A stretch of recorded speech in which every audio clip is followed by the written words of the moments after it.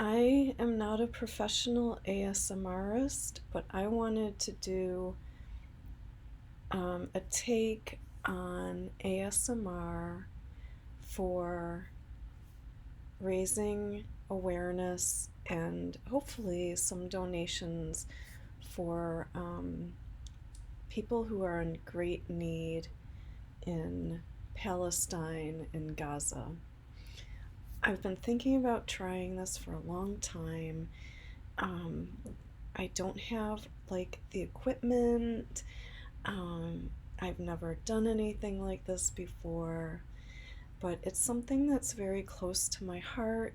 I know there's a big ASMR community with many compassionate people, and so I thought I would try this. So I'm just waking up right now. I'm a person with a chronic illness, and where I live, it's about 10 o'clock in the morning. I have my coffee. It's mostly decaf, but I put in a little bit of. So, what I do is I get decaf because I'm pretty sensitive to caffeine. Um, but I like want a little bit, so I like do an organic decaf coffee in a French press. And then I buy this organic, like the freeze dried instant. And I do the little French press version. And then I put like a little pinch of the caffeine freeze dried granules in my cup. And so then when the kettle boils, I'll pour it into the little carafe for the French press, and then there's a little left over, and I pour it over a few grains in my cup, and then I wait, and then I do the French press, and I add I use goat milk, I add that, and sometimes, so that's what I have next to me, so I thought, you know what, why not do this like a real ASMR where I might be taking sips? And I don't know, I know that there are ASMR videos of people eating. I don't watch those, um, but who knows? This is totally just random, spontaneous, and I'm going to take a sip right now.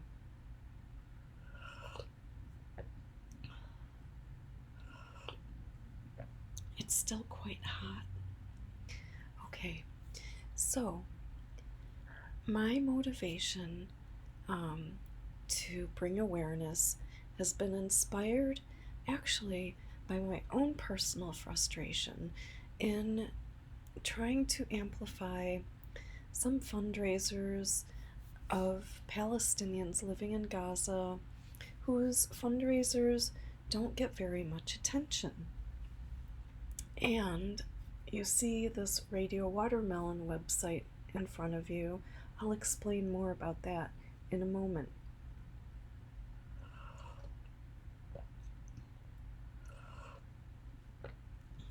So, RadioWatermelon is a small team of very dedicated volunteers who live abroad in different places. They're from different countries, the people working with RadioWatermelon. And, there are many people who are wary or concerned that, if they donate to like a GoFundMe or a Chuffed, and there are different companies, there are different hosting platforms.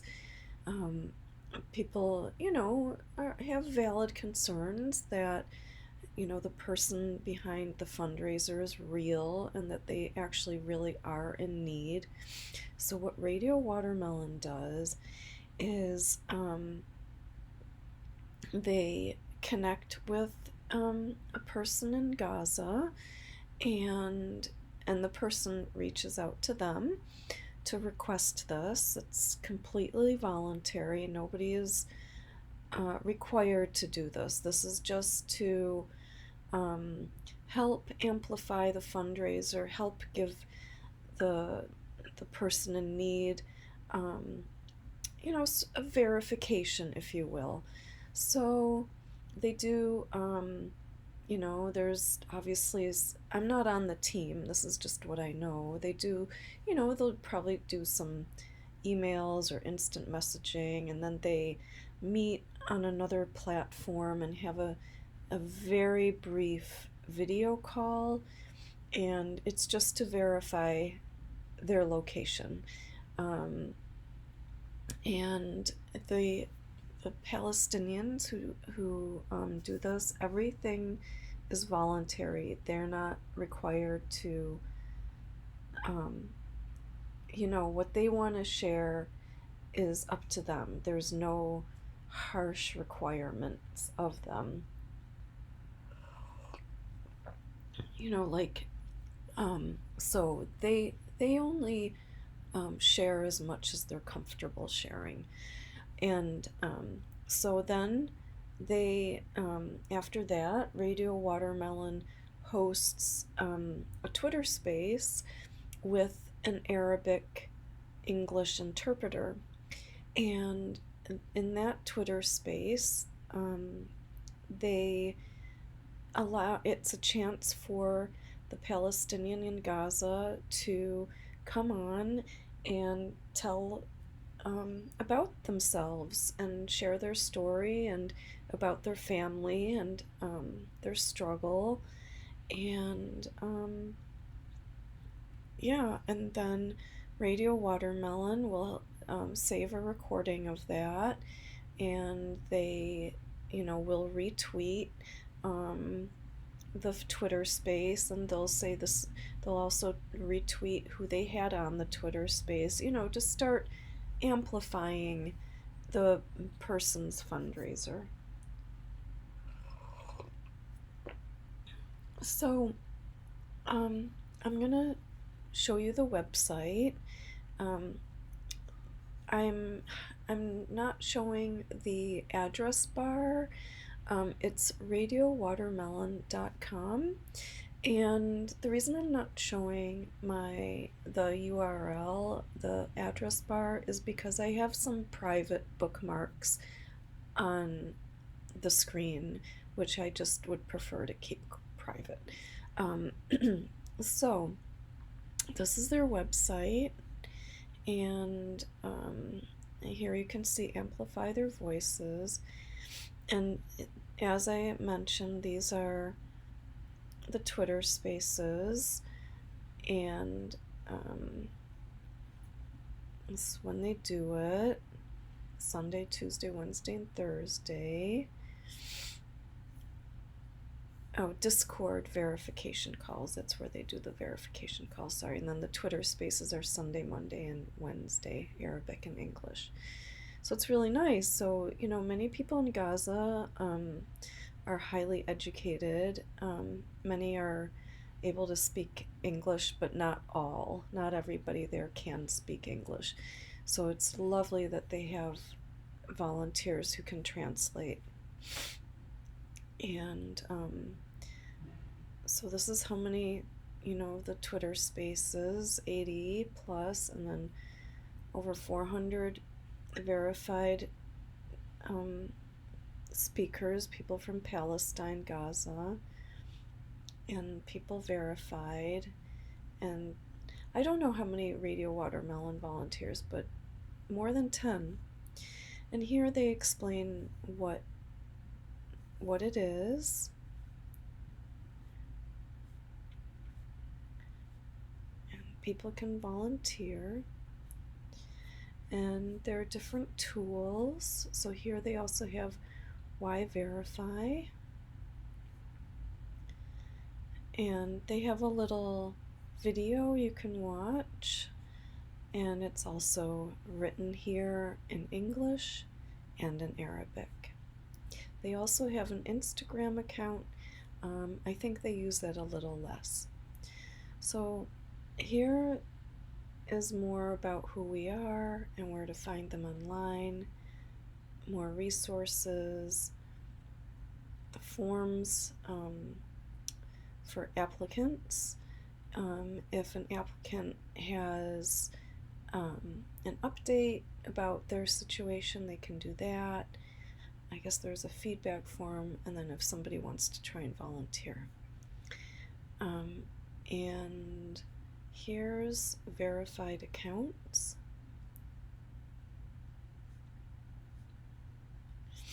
And we'll talk about that in a second. And yeah, I think I already showed why verify. Yeah. Okay, so verified accounts. So this is the verified accounts page, and here's a directory, and you will see this little logo, which is kind of their stamp. And here you can see that they have 1,562.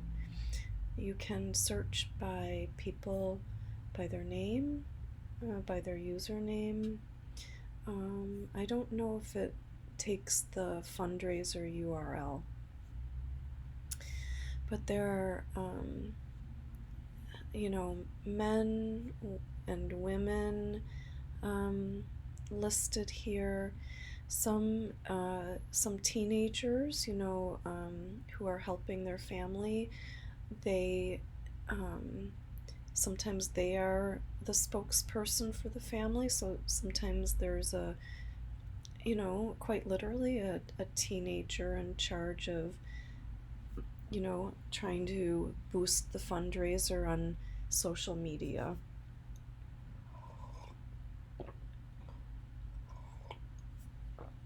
There's a lot of heavy responsibility on Palestinian families to try to survive. So the reason I wanted to make this video is there's one fundraiser that I would like to highlight today. That is from a gentleman. I'm going to switch screens. This is Mohammed Al-Karfana, and he is married, and he and his wife have several children. They have a young child. So that's Mohammed and his wife. I think maybe they used to have maybe a little shop, or maybe this is a picture of a shop that they try to buy goods from. Now this is their youngest child. She's a little older now. This picture is a couple of years old, but she's still quite young. And that's Mohammed with a little baby girl. She's so this was early on, so she's about 3 or 4 now. And that's his wife. They're amongst the ruins, and she's trying to bake some kind of flatbread, pita. And this is one of Mohammed's older children with the baby. Yeah, trying to comfort. It's tough. As you can see, they are in a tent, living in tents. Not easy. Not anything we could imagine, right? So, I would like to amplify Mohammed's fundraiser. I do know for a fact that he is verified by RadioWatermelon. I don't have his Twitter handle right in front of me. Let's see if I can find it.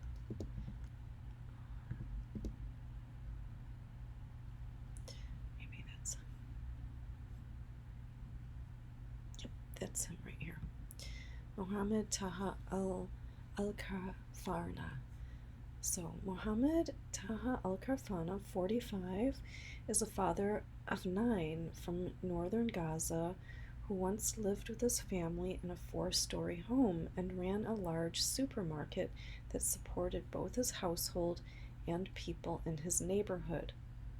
Since the destruction of his home and business during the ongoing genocide, Mohammed and his family have been displaced to the south and now live in a tent in a refugee camp after losing relatives and much of the stability they once had.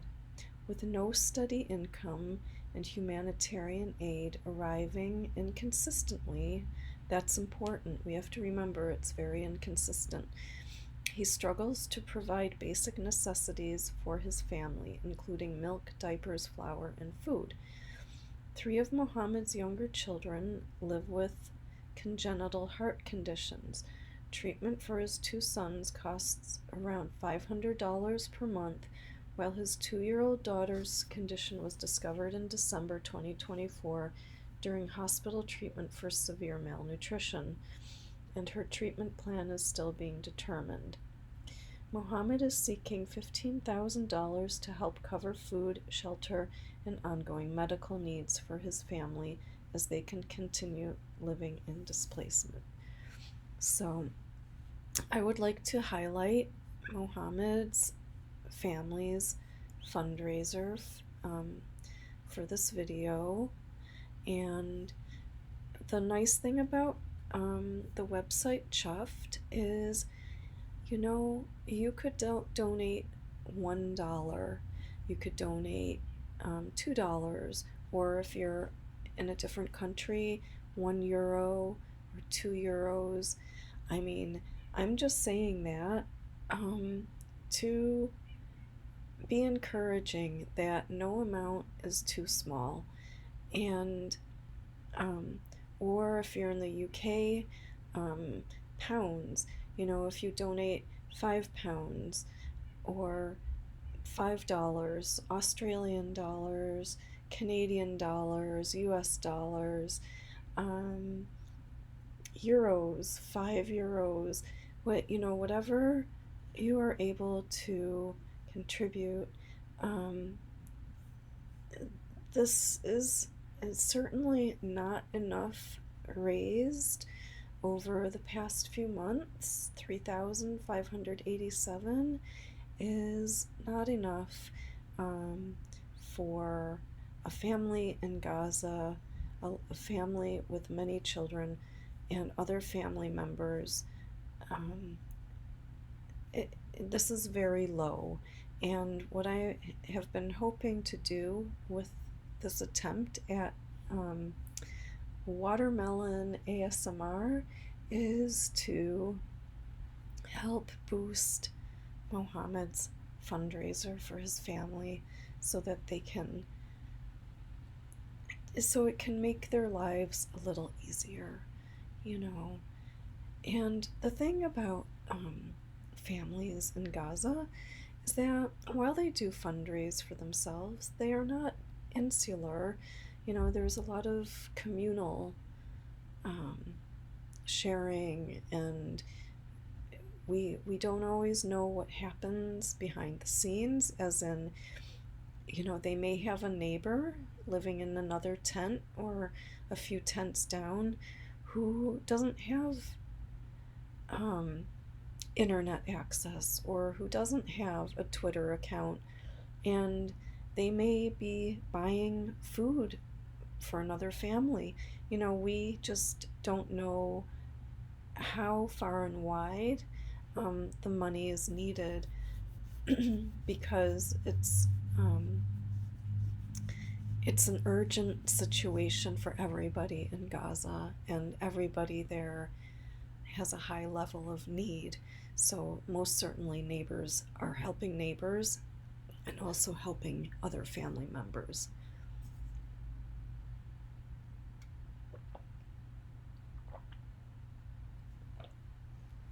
So that's the end of my presentation. You can follow Radio Watermelon. They are on, we used to call it Twitter. It's called X now. You can follow them. You can follow Mohammed.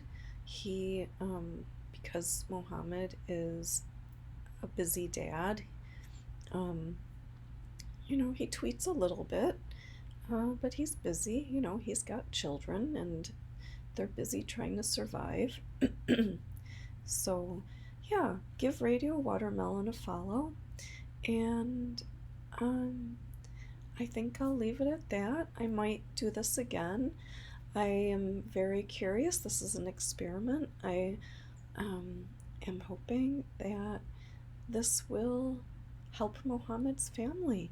Um, I thought, well, what can I call this ASMR experiment for trying to boost fundraisers for Palestinians in Gaza? And I thought, well, maybe I'll call it Watermelon ASMR, or Watermelon and Olives ASMR.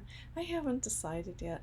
Or Strawberry ASMR, because in Gaza they used to grow many, many strawberries.